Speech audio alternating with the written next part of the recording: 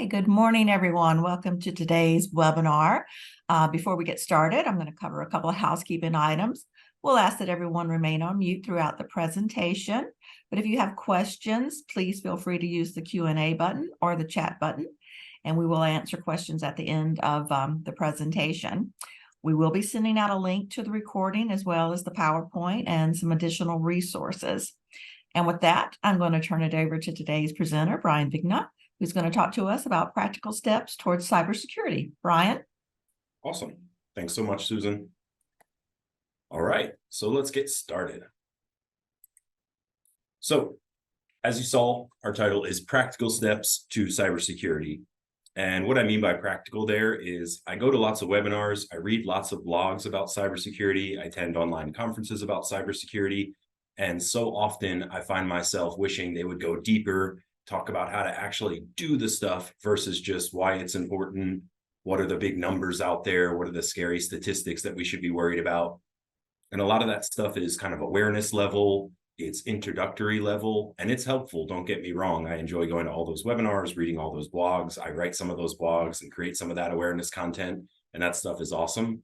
But I frequently think to myself, I wonder if manufacturers out there, I wonder if business owners out there need actual help going through the steps. They're past the awareness part. They're past the wanting to know why cybersecurity is important. And they're in the how do we do this part of their journey. So that's what today's presentation is about. It's about practical steps that can actually take you from wherever you are now, whether that's we haven't talked about cybersecurity, we know about it, we're aware of it, or it's we've started, we've got a couple of things cooking, but we're not really sure where to go from here. Wherever you are in that journey, hopefully some of the steps today can be helpful for you and your business. So here's what we're going to talk about. That was my introduction. So we already got that out of the way. We're 1/8 of our way through this presentation. We're going to talk about identifying a goal or a target for your business. That means a short-term goal, midterm goal, long-term goal, any goal, because we don't want to just be throwing things out there hoping they stick against the wall. You want to have a real plan. You want to have timelines associated with that plan. You want to have an end goal, whether that's a certification, whether that's a standard you wish to meet, whatever it is, you do want to have a goal. We're going to talk about a security plan. What is security planning? Why is it important? Do you have to create a security plan? And we'll talk about why some businesses may have to do that versus others who just want to do it. It's a helpful step. We'll talk about getting the team involved, the value of training. Those two go really well together. We'll talk about self-assessment. That means not necessarily paying or hiring someone outside of your business, but using tools, using templates, using guides to try and go through and see how well are we actually reaching our goal, meeting our goal. We'll talk about addressing those findings, so whatever shortcomings you may find, and then we'll talk finally about continuous improvement. As mentioned, after our webinar, we're going to share this PowerPoint. We're going to share the links that I talk about and discuss that are in the PowerPoint, so don't feel like you have to furiously write down the name of a link or a tool that I mentioned. Those will be shared after the webinar. Real quick, I will always forget to talk about myself unless there's a slide with my picture and my name on it. So my name is Brian Vigna. I am certified in a whole bunch of cybersecurity and IT related technologies. I've been working in cybersecurity awareness, training, education, supporting small business since I started in my professional career. Before I worked with businesses, I was in a classroom teaching people about IT, networking, cybersecurity. I've worked for a large cybersecurity firm that worked with the government. It worked with large businesses like Amazon and Google to protect their secure environments. And now I'm fortunate to work here at NC State University, Industry Expansion Solutions, IES. I get to both create training and awareness programs, as well as work with small businesses to assist them in their cybersecurity journey. Before we get into our content, I want to remind folks that at IES, we have an awesome webpage that has lots of cybersecurity resources. It has things like blogs with updates and information that are going on. It has downloads, it has flyers, all sorts of helpful things. And I just want to give ourselves kind of a quick plug that that website is out there, and we'll share this link at the end of the presentation, so you don't have to record that now. All right. So let's talk about some of the spooky cyber numbers. We're getting close to spooky season, so it's an apt name for this slide. So first off, we want to talk about why the impact of cybersecurity is real for people, because often it seems like something that's far off in the distance, that it's impacting really big businesses. Like we've all heard of that Target breach that happened a few years ago, and we hear of other big businesses that get breached. For example, Hanes, which is the clothing manufacturer that has a North Carolina operation. They were hacked last year. So those are the big ones we think about, but we often forget that there are actual people, right? Small people, not big people who work at giant companies who lose money on this. So the first stat I wanted to show you is that in North Carolina, the average loss per victim is about $16,000 last year. So this is from the Department of Justice in North Carolina, their 2022 cyber breach report. So about 10,500 reported incidents. And I'm going to talk about this again, but most incidents are not reported. So whatever number we're seeing here, it's less than the real number. And that 16,000 is the average of the reports we do know about. There's another cool report out there. It's by a company that's a cybersecurity company. They're called Rapid7. And they did a big study on the increase in ransomware. And just in the first half of 2023, there's been a 69, almost 70% increase in ransomware. Why is that important? Because ransomware is one of the most dangerous methods of cyber attack. When it happens to your business, it can shut down operations for days, if you're lucky, hours, and if you're unlucky, it can be weeks, months, or it can even close businesses. There are breaches that we know about, there are breaches that we don't know about, and those ransom ones are often the one we know the most about because those companies turn to the FBI, they turn to the US CERT, they turn to large agencies in the United States government or their local or state agencies because ransomware is something that most regular IT folks are not going to be able to handle. Here's another really important number for us. A record $10.3 billion was lost by Americans to online scams in 2022, and that's directly from the FBI. Again, that number is a record, meaning it's the highest in the history. And an important note there is, again, most people do not report when they are scammed online. So this can be anything from people who click on a link and then they have their credit card stolen. This can be your aunt or your grandmother who falsely clicked on an email. She then installed an app on her cell phone. They told her that she needed to send them some sort of gift card or to buy Bitcoin to pay back. Those all are part of this number that we see, this 10.3 billion. And just keep in mind, it's not the true number of how much was lost by Americans because most folks do not report this to the federal authorities. And a final number, 52% of the reported breaches in North Carolina in 2022 were reported by general business, which includes manufacturing. That's an important number because in the past, financial services had always been the top sector that was attacked, both nationally and here in North Carolina. So for one of the first times ever, general business, which mostly is small businesses, right? It's small to mid-sized businesses, which include manufacturers, were the top target. And a big part of that is because attackers are looking for the open door. They're looking for the easiest target.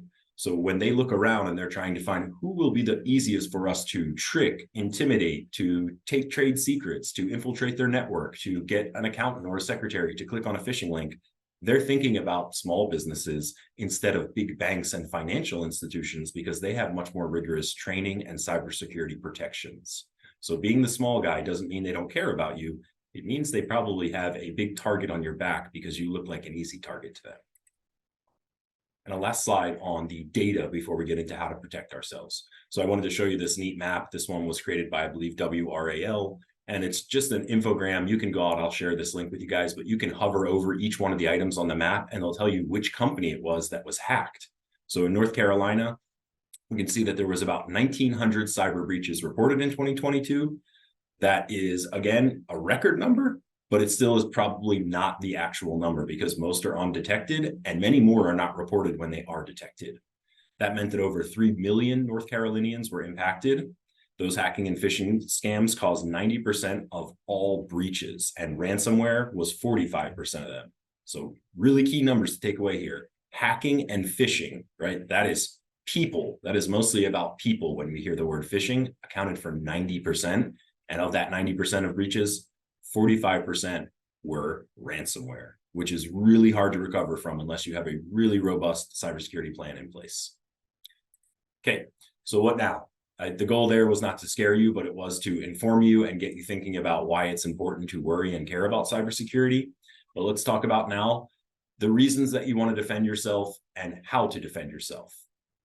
First off, if you are a defense industrial base contractor, subcontractor, or hope to be in that space in the near future, you've got a really simple kind of what to do now in front of you.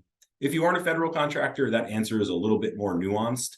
It can mean that you're most likely going to want to spend some time thinking about what's right for you, what is the easiest solution, what's the best solution, what's the cheapest solution. And I'll call that one an a la carte approach to protecting your business. The a la carte part of that is simply you don't have to put in the most robust, you don't have to pay for the most secure version of everything. You can look at cybersecurity standards that are out there. You can look at what the government does do, and you can kind of take what works for you from that solution chart. Okay. So let's real quick just kind of define who you are. So think about yourself, right? We're talking today about manufacturing, small businesses. Now, this is the first and easiest part. Are you a federal contractor? Are you a subcontractor? Do you have any contracts at your business that have any language regarding DFARS, CMMC, or other language about system security plans or compliance? If you are, okay, we'll go down that road in just a second. If you're not currently in the defense industrial base, you don't currently have any contracts that require you to provide a cybersecurity chart, update, system security plan, and you don't plan to be, and here's what you can do. A la carte, you just pick whatever you like from the variety of security standards that are out there and we're going to talk about today. Or you just pick one of those security standards and say, you know what, even though I'm not required to do this, why would I reinvent the wheel? There are really good cybersecurity standards out there. There's professionals who are trained in how to do these cybersecurity standards and to go out and assess your business and your compliance with those standards. So to me, it still makes great sense to pick a common standard, a well-known standard that's out there, and there's lots of documentation, resources, guides, blogs, webinars like this one, and just go for it. Alternatively, you can pick and choose from those standards and think about what works for you. On the other end here, we have those federal contractors who are required, and this is where it gets a little sticky, a little bit tricky. They are required to comply with a set of rules that we're calling CMMC. Hopefully you've heard of them. If you've not, I'm going to talk about them on the next slide. But the bad news is CMMC is not fully fleshed out and finished yet. I'm going to talk about the timeline, when it will be out. But the good news is we have several draft versions of CMMC. It's gone through a few evolutions. And the current draft that we have out there, we're fairly certain that it's the final draft. And we're just waiting for this kind of hearing period where they get to let businesses and cybersecurity professionals give comments and feedback before they finalize that draft. But from everything we know, everything that's publicly available, we kind of have a good idea of what's out there and what will be coming down the pike with CMMC. There are 3 levels, and let me talk about what that looks like. So CMMC. The CMMC program has had a little bit of trouble. The Cybersecurity Maturity Model Certification Program was originally announced almost 5 years ago, and you can see now that it's called CMMC 2.0. What that means is they went through a big set of revisions and changes. They listened to small business owners, they listened to cyber experts, and they went through some changes about who has to be assessed, whether they have to be assessed by a third party, whether they can just be internally assessed, how many controls, aka practices or rules they have to comply with. So we're on CMMC 2.0. Let me read you the definition of what the government says CMMC is, the official definition straight from the DoD. The Cybersecurity Maturity Model Certification, or CMMC program, is aligned to DoD's information security requirements for DIB partners. It is designed to enforce protection of sensitive, unclassified information that is shared by the department with its contractors and subcontractors. The program provides the department increased assurance that contractors and subcontractors are meeting the cybersecurity requirements that apply to acquisition programs and systems that process controlled, unclassified information. Okay, so how does it work? Here's the most basic way to explain it. The government realized that every single small business who was part of the supply chain, the defense industrial base, had some different standard that they were adhering to. Maybe it was a standard that they were being told directly in their contract. Maybe it was one that was a prime was delivering down to them in a downflow. Maybe they were just going out and hiring cybersecurity experts knowing that they had this sensitive data, or maybe they were doing nothing. That's the worst case scenario. So the government said, all right, we've got to create a national standard that everyone can adhere to. We're going to create an ecosystem with assessors, with folks who are trainers. We're going to have a whole system with a portal where they can go to find information, templates, all this great stuff. And here's how we'll break it down. We're going to create a level 1. That's our most intermediate, right? That is our most basic version. We're going to create a level 2. That's for folks who are kind of in the middle there. They have some secure data. They don't have maybe the completely unsecured data, but they have some secure data. And then a level 3, that is stuff that's on United States submarines. That's going to be people who are creating drone parts that are going to go directly into war space. Those are the most advanced companies when it comes to their cybersecurity requirements. For the folks operating down here at the bottom, they're going to have 17 practices. What is a practice? It's a set of controls, aka rules and guidance. They are going to be required to complete an annual self-assessment. That's big. That's a big change from CMMC Model 1.0. The change is that self-assessments are free. In the past, the earlier version, everyone was going to have to pay for an assessment, and these assessments are not necessarily cheap. Level 2 has 110 practices or controls, and it's aligned with one of the most tried and true cybersecurity standards, which is NIST Special Publication 800-171. This could be a possible future goal for many of the folks who are watching this webinar, whereas I would assume many folks are probably going to be in a level 1 state today. The great thing is, these are cumulative, so if you go ahead and do a level 1 CMMC and you get certified there, when you would want to jump up to level 2, you would just add and enhance what you've already got in place. You would not start from scratch. Today, we're really going to be talking about level 1 and level 2.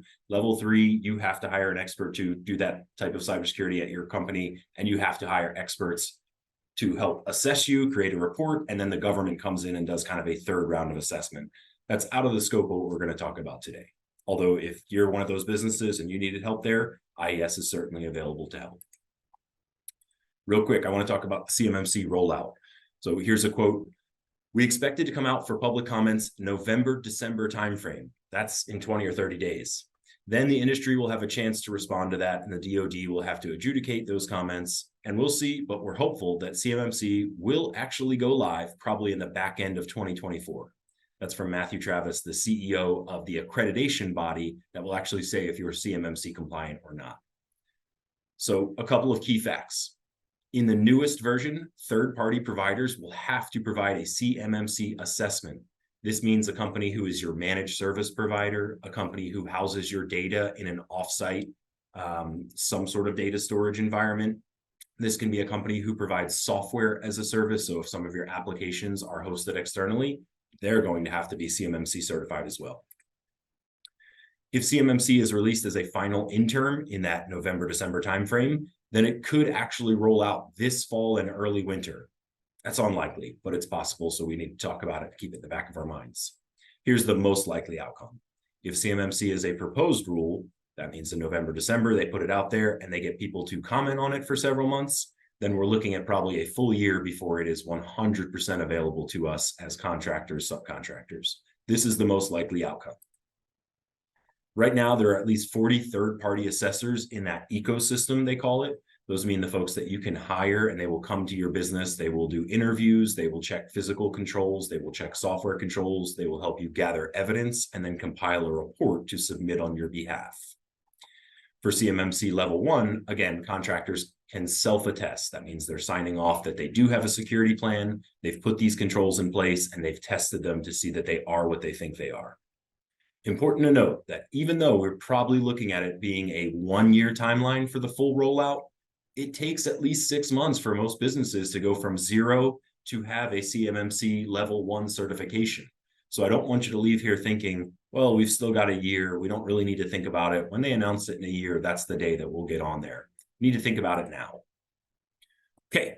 We got there. I got through all that stuff. Now, time to tell you how to actually get this stuff going. So that was our step 1. That was choose a security goal. If you didn't catch my drift was go for CMMC.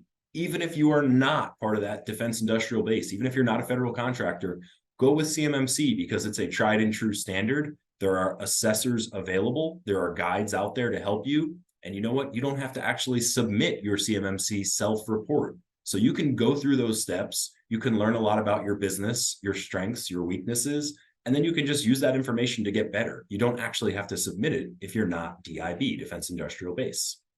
So now we're on to step 2. This is create a security plan. Whether you're a contractual obligation to create a system security plan, which you are if you're in the defense industrial base, or you're not, it's still a really valuable tool for understanding and recording the current state of cybersecurity at your organization. So what is a system security plan? They range from really complex, detailing every single type of security rule, practice, every type of software that you use to secure your business, where you store your data, what type of training you do for your people, how often you train them. It can be incredibly detailed, or it can be really basic. It can be low detail. It can be a starting attempt to kind of create a baseline. So what is that baseline? It's kind of a, what are we today? When you go to the doctor, they always weigh you every single time. Why is that? They need a baseline. They check your blood pressure. Again, they need a baseline. They need to know what's normal and what's abnormal. So the first thing a security plan does is it helps us create a current baseline. From that baseline, we can then start to see within our organization, what are some of our biggest weaknesses? What are some of our strengths? Maybe we do some of these things well, and we didn't even know what a system security plan was. We didn't know about these 17 controls in CMMC or DFARS, but we're doing some of these well. Using an iterative process, you can then update this over and over and over. So these SSPs, these system security plans, they are living documents. So you can go in there and say, we really do well with our front gate. There's a guard there. There's a fence around the actual physical facility. There's a sign-in sheet at the front door, and there's a camera that's directly on that sign-in sheet and the front reception area. Good. Okay, you've met one of those 17 practices. You probably got it all knocked out. But maybe you see another practice that talks about locked computers. That means having usernames and passwords on every single computer in your office. Maybe you don't have a single password because it's just been easier to let people jump from computer to computer. Maybe some of those are terminals that are at a piece of machinery and it just never made sense to have an actual username and password. Well, now you've seen a weakness and you can talk about how to correct that in your system security plan. So how do you get started with one of these SSPs? The most basic form is people will use Excel, right? Just a Microsoft Excel sheet. You can download templates that help guide you through that Excel sheet. But literally, it is a list of, here's what we want to do. Here's if we did it, check or X. That is the most basic version of a system security plan. And there are tons of templates out there, which are awesome. You can download them and work offline.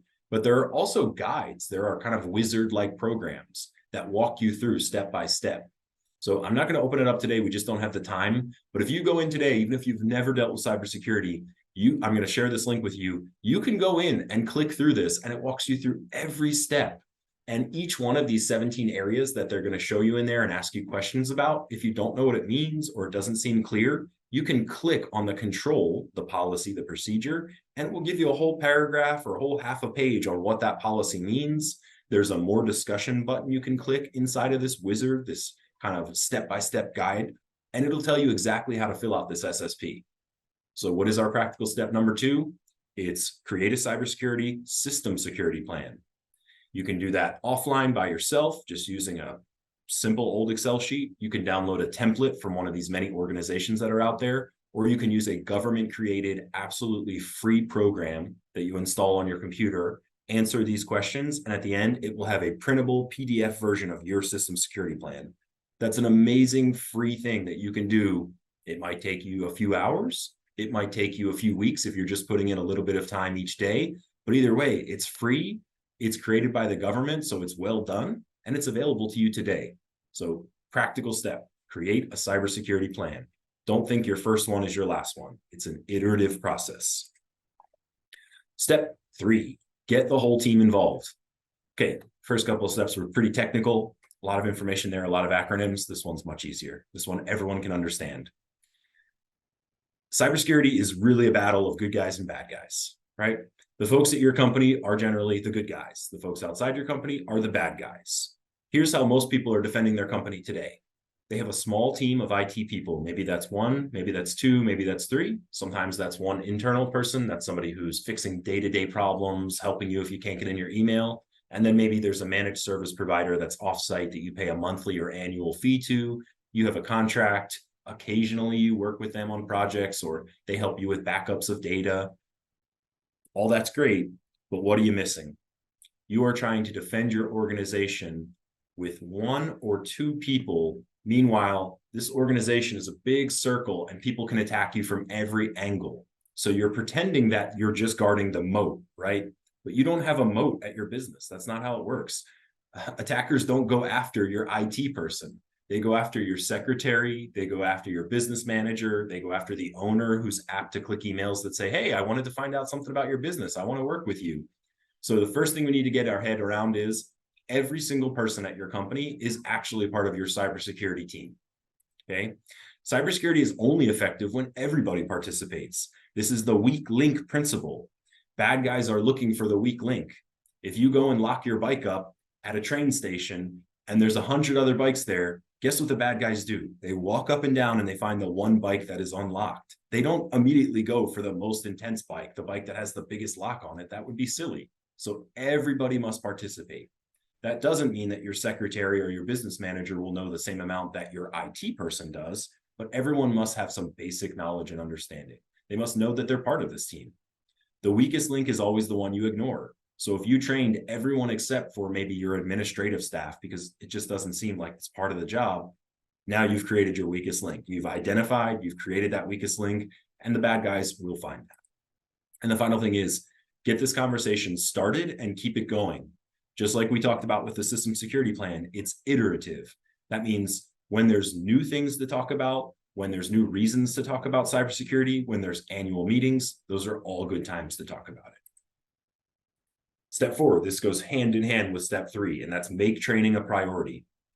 Training is an absolute must for federal contractors and subcontractors. In fact, it's a requirement in those list of controls that we talked about in both DFARS and in CMMC. So if you're when we looked at that, kind of drop down chart, that relationship chart, if you were on the right side, if you were on that federal side, you just have to train. You have to prove that you train, you have to document that you train, and you have to have specific types of training. If you're not, if you're on the other side of that chart and you're thinking, I don't have to do this, so why would I? Again, training makes it a part of everyone's mindset. We need to build a culture of being a cyber secure organization. That can't just be for the new hires. Let's say that you've got a company of 70 people and you say, from here on out, we're going to train all new hires. That's great, but what about the 70 people that already work at your organization? Are we completely ignoring them and we're just going to hire the 2 or 3 new people every year? That's not great. We want to have hires for all new hires. We want to have training for all new hires. We want to have an annual security training, right? That makes sure that those folks who have been there for 15 years and cybersecurity wasn't an issue when they got hired, wasn't such a thing. And we also want to respond and react to current events and threats. So if you're thinking about your new hires, you want to talk about what you do when it comes to cybersecurity. You want to talk about reporting. You want to talk about things to look for. You want to talk about phishing, phone, email scams. Again, that's the #1 way that small businesses are being attacked. And your business, AKA general business, is the #1 type of business being attacked. So phone, phishing, email scams, warning signs, and then reporting. What to do if you see something fishy. That annual security, again, there are tons of free programs out there. They're often video-based, so you can just ask each person in your company to view a recorded video. There are some that actually require your employees to click through and answer a few questions, kind of mini quizzes that go throughout, completely free. We also have one at IES that's on our webpage that is also completely free. There's tons of training out there. And then finally, respond and react to current events and threats. If you hear that a big company gets breached, and there's dozens every week that we hear about in the news, you should be relaying some of that information to your employees. If there's a big front page article about how a small business in North Carolina was attacked through a phishing scam or through some sort of ransomware attack, you should be talking about that. And when you have things like an annual meeting, a monthly meeting, you have some sort of, chat that's related to a new technology at your office, a new piece of machinery, a new process, drop in a cybersecurity minute. Even if it's just a literal minute, you're keeping the conversation going, you're getting people thinking about it, and you're making sure that they know that it's a priority for you and that everyone at the business needs to keep it as a priority.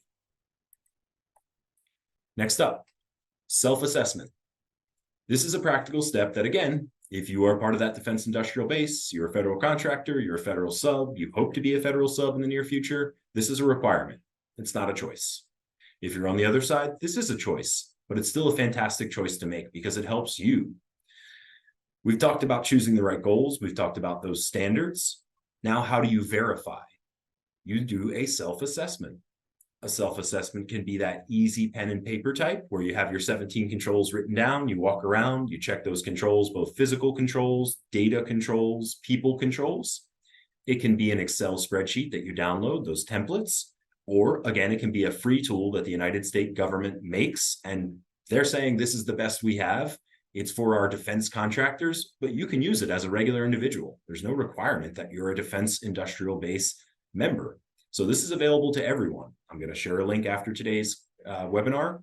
And I've gone through this a bunch of times. You can literally, if you've never, ever dealt with IT or cybersecurity, you can answer these questions. You can go through this self-assessment. It'll take you a little longer because you'll have to read the guides under each one of the assessment questions. There's guidance. But if you have an IT person on your staff, they're going to be able to help you go through this, and it's going to be much faster and easier. So yes, you can do it by yourself. Yes, you can do it with no IT awareness or understanding, but you're going to get more for your mileage if you have somebody on your staff or you have some support from an IT person. You can also work with an outside vendor, right? A trusted third party. You can say to that trusted third party, well, I've got the tool and I've done an initial assessment to save you some time and to save us some money. It's like if you were going to hire somebody to come out and replace all the carpet in your house. If you rip the old carpet up yourself, they're going to give you a little bit better price. So if you're willing to go ahead and do this self-assessment, you save yourself time, money, and you get a better understanding of how well you're really doing with the rules, practices, procedures that you've put in place. So let's talk about what that tool does. I just kind of want to make it clear on how you'll use that tool. That tool is called CSET. It includes options for CMMC assessments, DFARS. It just has one for ransomware. So again, this one is not necessarily for folks who are federal contractors. You can just go into that tool and say, I want to know how well I'll do if a ransomware attack happens. You can say, I want to see my supply chain risk assessment. They have that tool. They have just a general CUI, controlled unclassified information. So if you're kind of in that zone of no contract has told me we have CUI, but I'm starting to get a feeling that based on the companies that we work with, maybe we do, you can do a simple CUI assessment. Once you tell it which type of assessment that you're going for, it gives you a short tutorial on what that is, right? If you don't know what DFARS is, I've said it 10 times, but you have no idea, the tool will tell you what DFARS is. If you say CMMC level 1, it'll tell you what that means. Based on the standard you select, it'll pick out questions. You'll answer those questions.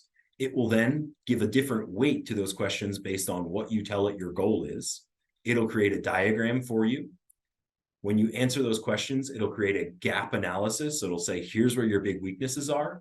It'll create a written report as well as a chart with some information for you. You can, again, use that for yourself. You can use that to improve. You can use that to engage a third-party cybersecurity provider, or maybe go to your MSP, your managed service provider, and say, hey, are you doing this stuff for us? Is our data being secured at this level? You can then have information to go check your contract with your MSP. That will inform you of what you need to do, whether they are living up to their contract or not. You can go through this and you can answer a ton about your own business before you ever engage a third party, and it's completely free. It can only take a couple of hours if you have the time. Even if you have a really complex business, it's maybe a 2-day project, okay? So it's a worthwhile investment of your time. I want to show you what one of these will look like. This is once you've already gone through one of those questionnaires, you've filled out one of those tools, or maybe you've just done this pen and paper by yourself. Here's what it's going to look like when you're done. This, guys, is what's known as a POAM. A POAM is a plan of action and milestones.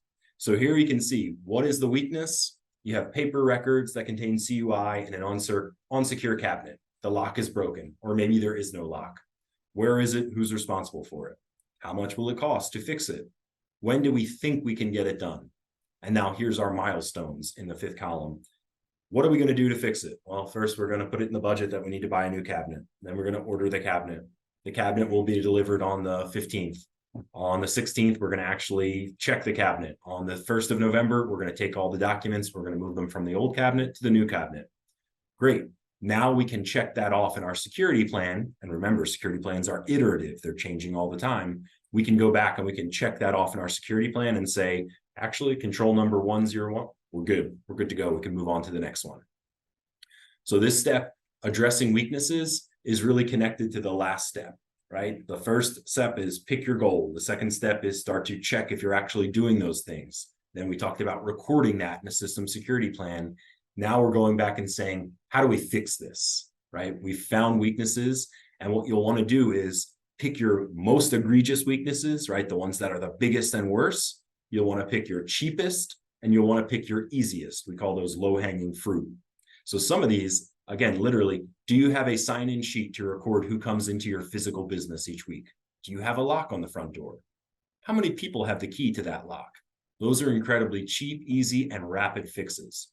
So you may find that your POAM, your plan of actions and milestones, is a helpful tool to just identify those weaknesses. It's not going to fix them for you, but it creates a plan, and it creates a timeline and a responsible party to get that stuff done. It can also help you with budgeting and creating good timelines for your business. Again, you don't need to feel compelled to use a full template and fill the whole thing out if you're not part of that DIB kind of group that we've talked about today. If you're on the other side, use this as a free tool. They're out there, the templates are available, they're well made, and you don't have to use the thing. You can go in that a la carte direction. If you're on the other side, yeah, you're going to want to use this. You're going to want to fill it out correctly. You may need guidance from a third party or someone to support you if your internal IT folks can't handle it, because you're going to need to submit this at some point. So that is our POAM. The POAM value, what is it going to help you do? It's a structured approach to correcting your issues and your weaknesses. If you walked into a grocery store today and said, I know I need to cook dinner 3 nights this week. I know my daughter likes tacos. Guess what you're going to walk out with? Like a pack of bananas, some soda, some chips. Maybe you get the beef, but you forget the seasoning. So a POAM is really a structured approach to this problem. If you walk into the grocery store with a list of the ingredients you need, you're probably going to do a much better job of getting what you actually need. Just think of that POAM, this plan of actions and milestone, as a detailed who needs to do it, when it needs to get done, and then check it once it's done. So it gives those dates, deadlines, and accountability. If you're working towards CMMC, it's a requirement. So get it started today. If you're not, use it as an easy way to keep track of what needs to be done, and don't worry about it being perfect or it being complete at all times.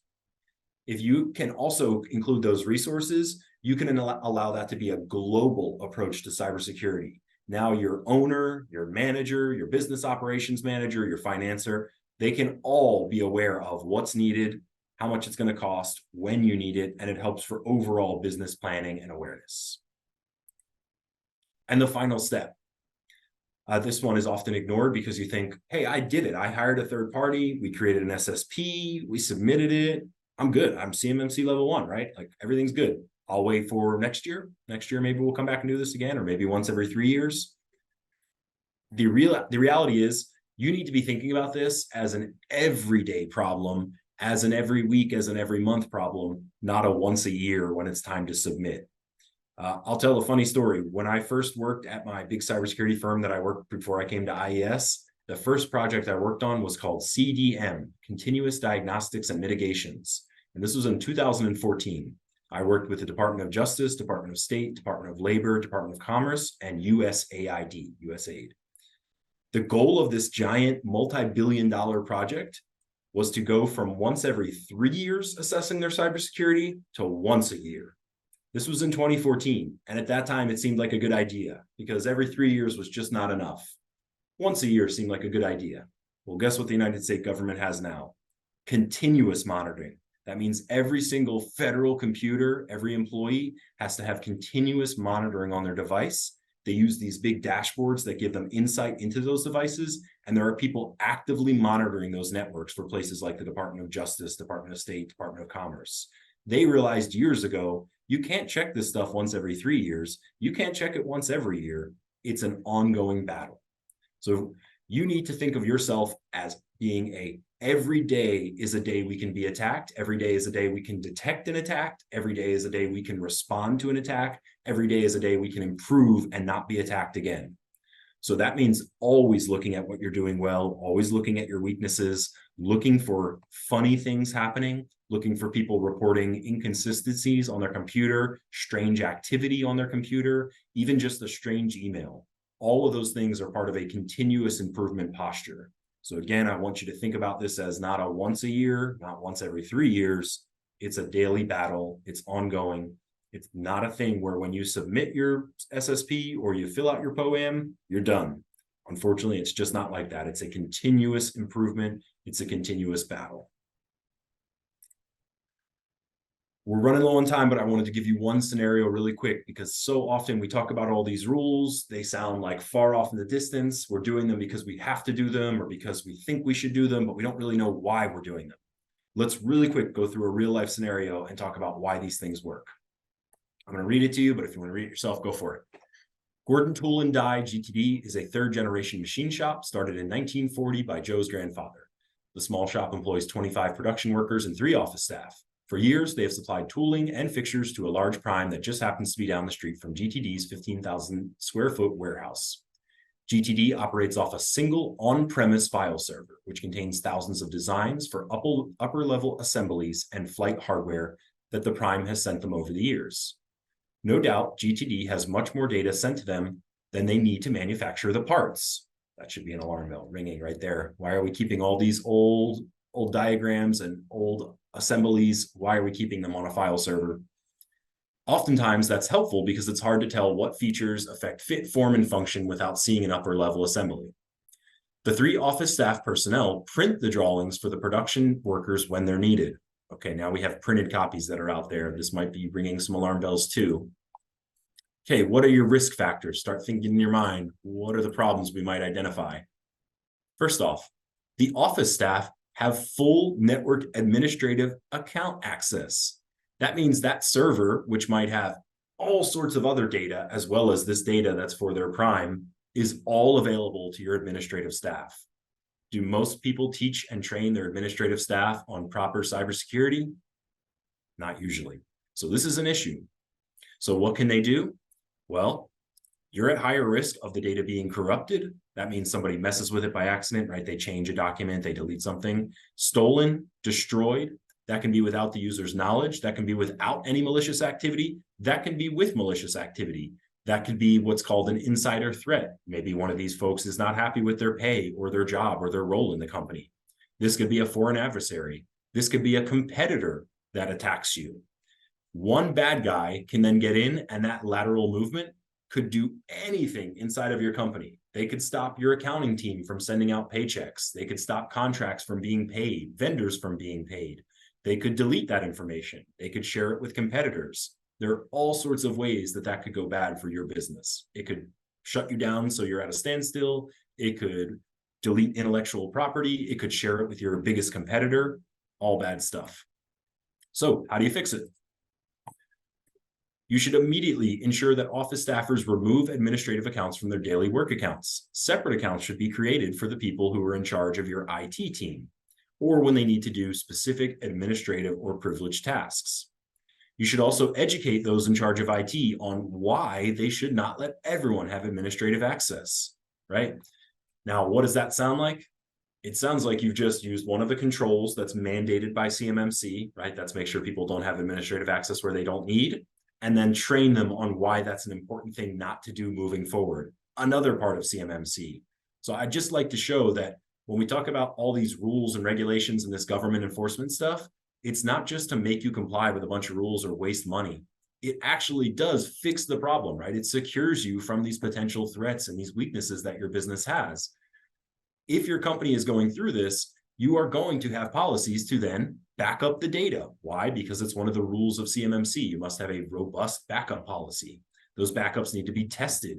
You need to actually go in and see, do they work? Lots of folks pay a third party, a managed service provider, to have cloud storage way off in the cloud, and they just assume that it's always there.